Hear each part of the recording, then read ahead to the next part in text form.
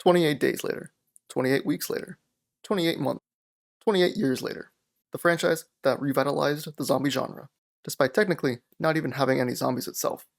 It popularized the fast zombie for the 21st century and, above all else, proved that maybe the British aren't all bad. With a long-awaited sequel recently coming out, I look forward to seeing all of them for the first time, even as someone who's not a huge fan of horror. But does the first one live up to the hype? Will the second live up to the first? Is the third one as strange as people keep saying it is? Welcome to Dolphin Reaper Cinema. Let's find out. 28 Days Later, directed by Danny Boyle and written by Alex Garland, released in 2002 on just an $8 million budget, and the first thing that everyone mentions when talking about this film is how it looks. A few months ago, I had no interest in this franchise, and the only thing I knew about this first installment was that it included zombies and J. Robert Oppenheimer. I didn't know what to expect when I heard that this classic film just apparently looks like shit, and by modern standards, and even some standards back then, it does. It looks grainy, moist, and disgusting, and it works. Honestly, the first scene is the most off-putting, but you get used to it over time. Anything you lose from the poor visual clarity is made up for in pure atmosphere. It may only have been 28 days, but you will feel like you're watching the end of times. The film was shot with digital cameras at a time when digital technology wasn't the status quo yet in the film industry, and a big part of that choice is the iconic scene of Cillian Murphy walking through an abandoned London. If not the one scene from the sequel we'll talk about next, this is the scene people associate with this franchise. A man left behind by society, wandering through a city left behind by the world. If you've ever been to London, or, know anything about big cities in general, they're usually really busy. With only so much time in between stopping traffic to shoot, the film had to find creative ways to shoot its scenes in empty streets, by using smaller cameras that needed less time to set up, as well as multiple at a time covering every necessary angle. They were able to maximize the time they had to shoot. Similar to the French New Wave and their own cost-effective filming methods, 28 Days Later created a vibe that would come off less like cinema and more like a documentary, adding to its gritty and realistic tone compared to the camp of earlier zombie flicks. That tone is present throughout the film in moments of danger and moments of calm, showing Cillian Murphy's Jim as a diminutive figure in contrast to the expansive wasteland of London not only shows how helpless and lonely he is at the start of the film, but also establishes a trend where, despite how safe things may look, there's always danger lurking where you don't expect. And that's another advantage of the otherwise ugly cinematography.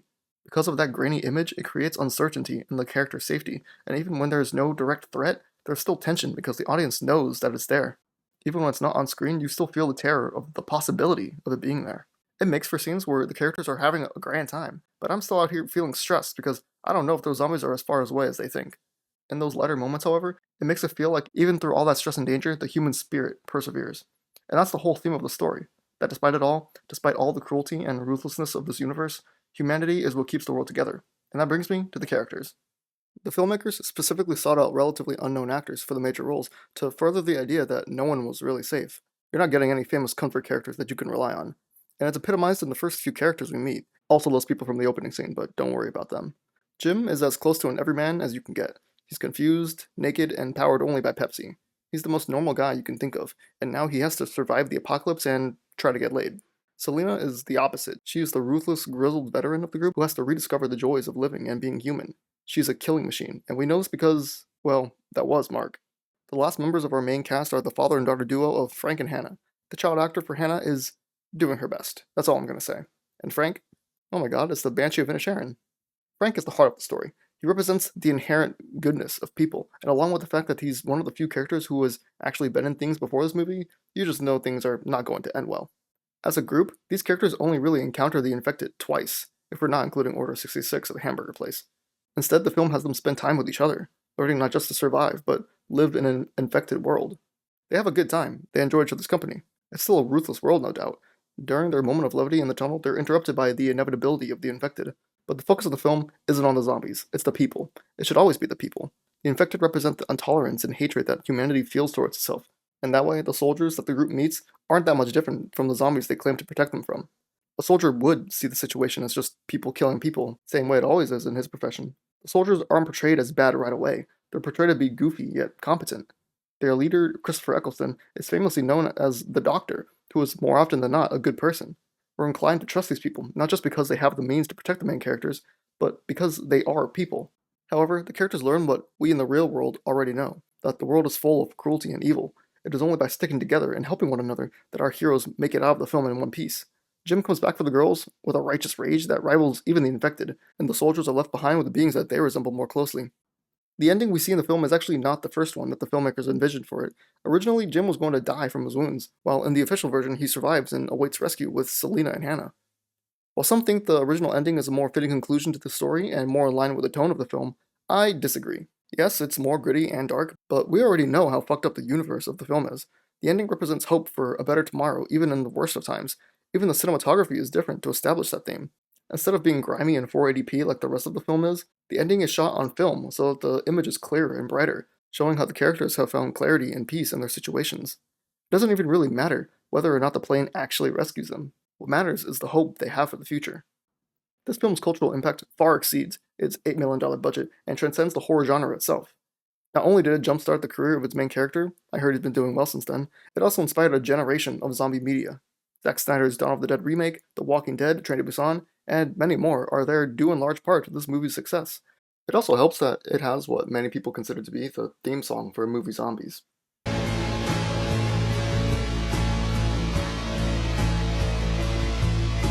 It goes so hard, other movies use it for things that aren't even zombies.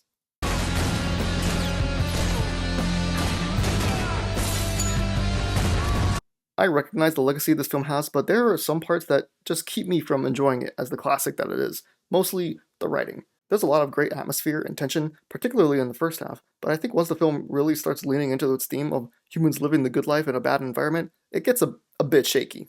The themes are really good on paper, but when you're actually watching, the film doesn't really give the characters enough time to properly go through those arcs.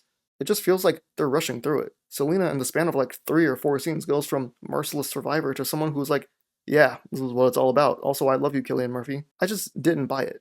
The pacing of the story is pretty good, but then when the film tries to connect us to the characters, it somehow devolves into like PowerPoint slides showing us why we should care.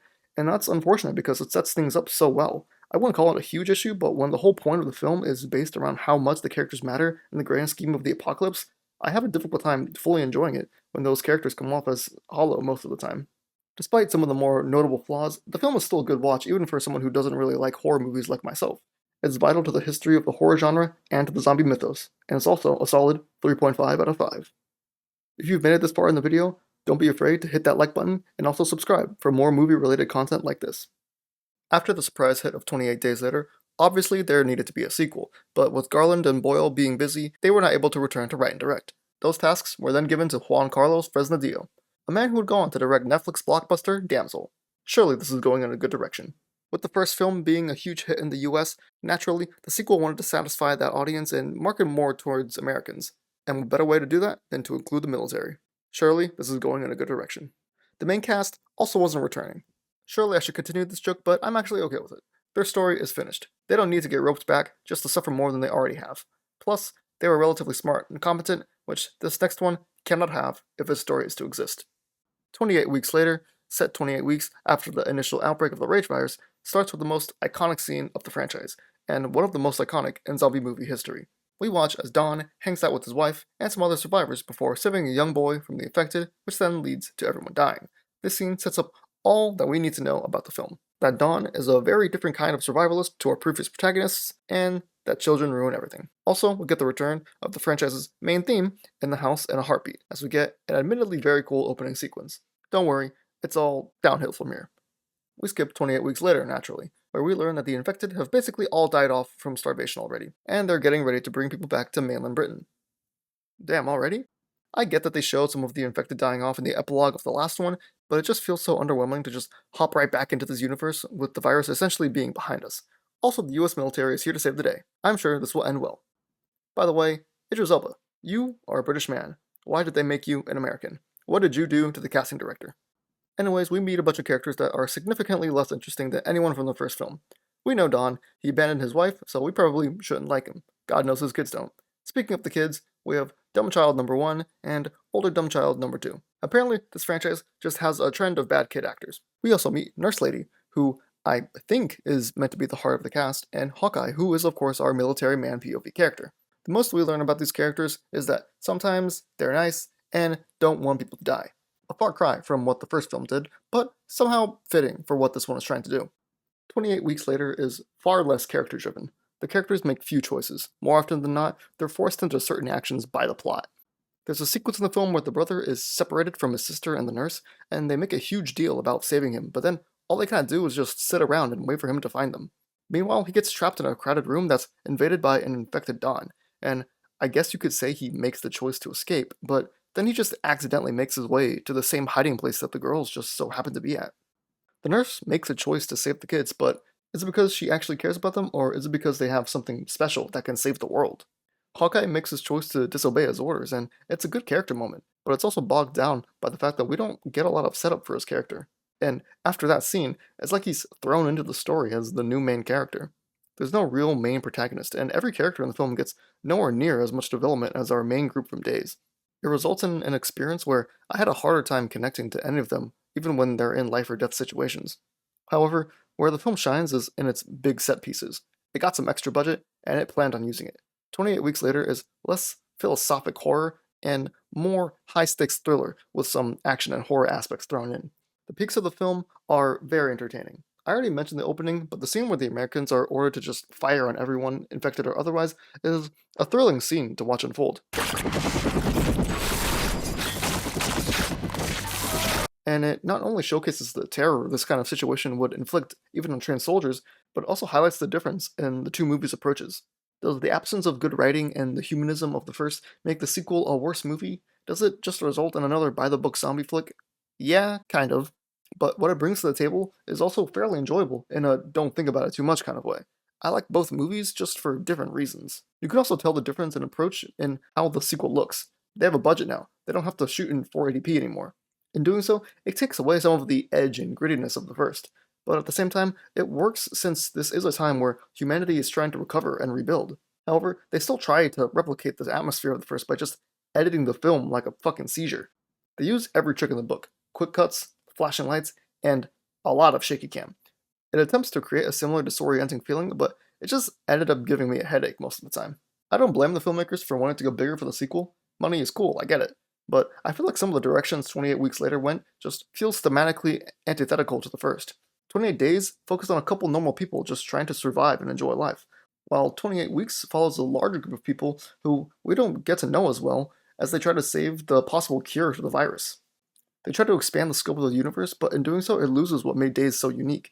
It's also a more nihilistic story. The first featured an optimistic ending with hope for what's to come, but this one has the kids escape, but then shows an abandoned helicopter with them gone and Paris about to be overrun. It's like they wanted a darker Empire Strikes Back entry, but considering the fact that this got no sequel for 18 years, I just don't really think it works. Also, it uses the main theme a bit too much. One callback is okay, I can handle two, but three is just overdoing it. Would I call this a good movie? I mean, maybe, maybe not. But I enjoyed some parts of it enough that I wouldn't mind rewatching it, ironically or otherwise, earning it a respectable, albeit a lower tier 3.5 out of 5. 28 years later, the long-awaited third film of this franchise released, unfortunately, only 23 years after the first installment. This was one of my most hyped films of 2025. More than Jurassic World, more than Superman, and that is 100% because of one of the best movie trailers that I have ever seen. Boom, boom, boom, boom, moving up and down again. Thank you to whoever made that trailer for getting me to watch more zombie movies. Also, no better time to mention this than now, but there's a lot of debate over whether or not these movies are actually zombie movies or if the infected count as zombies. And they're zombies. Just look at them. Anyone who is still clinging on to this is going to be very disappointed when they watch this. Anyways, did the movie live up to expectations? Well, in terms of spoiler-free thoughts, I honestly think that I enjoy the first two more. I think 28 Weeks is a messier film, but I just appreciate the things it specializes in a bit more than what this one does. Is it worth a watch? I think so, but I can see why some people might come out of it underwhelmed and a little confused like I was. Okay, time for details and spoilers and stuff. 28 Years Later feels like multiple shorter movies packed into one. The first third or so focuses on this kid Spike as he goes on his first zombie hunt on the British mainland, and it's the closest we get to a traditional thrilling horror movie. The second act features Spike following the trend of dumb kids in this franchise as he leads his sick mother into infected territory in search of a doctor played by Ray Fiennes. The third act strays away from the usual horror formula and becomes a very meditative and thoughtful reflection on death, even in a world filled with the worst kinds. To start, I think the acting is the best it's been. Alfie Williams as Spike breaks the theme of bad child acting and is a very likable main character. Big step up from the last one. Aaron Taylor Johnson, as the dad, is doing a great job of carving himself a niche of being an asshole, and Jodie Comer as Isla plays a deteriorating and sickly mother very well. We also meet a stranded soldier named Eric, who adds some much needed levity and gives us some great moments of contrast between the modern world and the hellscape that the main characters live in. Ray Fiennes as Dr. Kelson is a highlight, as he always brings a fun energy to anything he's in, and he portrays a man that could be seen as insane to others but still finds peace in his own weird way. The cinematography is back to its roots of being filmed in an unconventional way, with the film primarily shot with iPhone 15s, and sometimes a lot more than one. I didn't take issue with it because even when the image looked a little unfocused or glazed over, it adds to this dreamlike state that the film was consistently in. It also gives a lot of freedom to the camera movement, and it's very refreshing to see blockbusters that aren't shy to at least use the camera in interesting ways. I fucking love the COD kill cams, they're so funny. The thing that bothered me the most in the film was the editing. It reminded me more of Weeks and how it aimed for a really frantic and disorienting feeling, especially when they're under threat from the infected, and it makes some scenes really choppy and a bit hard to follow at times. The famous Boots poem from the trailer is featured in an extended sequence showing how the people of Britain, now quarantined off from the world, have almost reverted back to barbaric medieval times. And as cool as the poem is in the trailer, I don't think it fits well in the scene that it's in, at least in terms of what tone it's trying to set. I feel like it was put in just because of how much everyone liked the trailer. Also, I'm sad that there was no use of the theme song. Missed opportunity. Where it sees more similarities to 28 Days is in its more humanist themes. In favoring fewer action set pieces than 28 Weeks, or at least packing them all in the first half, it seeks to immerse you in Spike's personal journey. It follows him as he tries to impress and later be better than his father in his role as a man, and we also watch him come to terms with the inevitability of death with his mother. It feels more in line with the first film and how hopeful it feels, and it works because it ties into youthful naivete and optimism. Spike holds out hope that his mother can be cured and is willing to do stupid things just for the chance that she can. The film also shows growth in the infected. They've evolved since the last time we saw them on screen, not just physically, but possibly even in terms of higher thinking. The Alpha is a video game boss fight waiting to happen.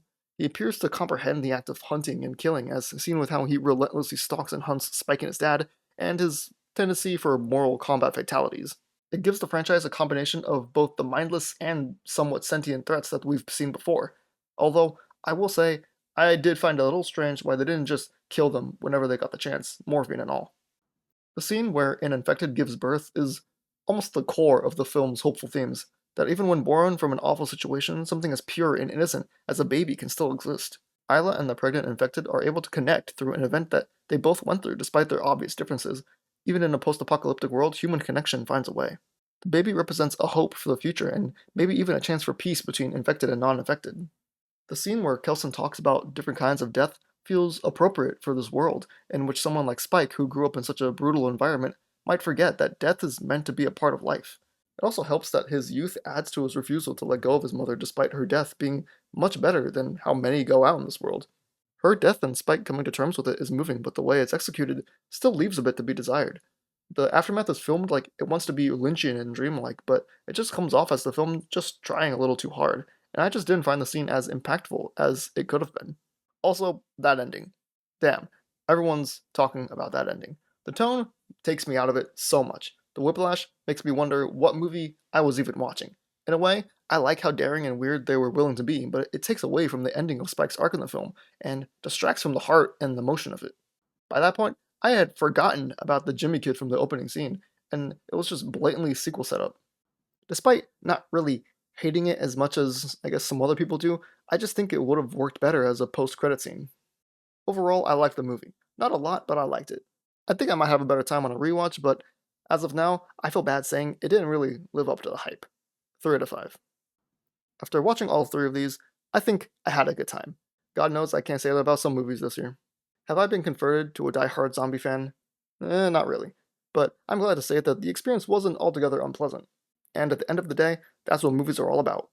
I'm looking forward to seeing what the team of Boyle and Garland are cooking up for the last pieces of the trilogy, and most of all, I can't wait to see my king back in action. Thank you to anyone who made it to the end of this video. Remember to like, subscribe, and comment your own thoughts on the movie. See you in the next one.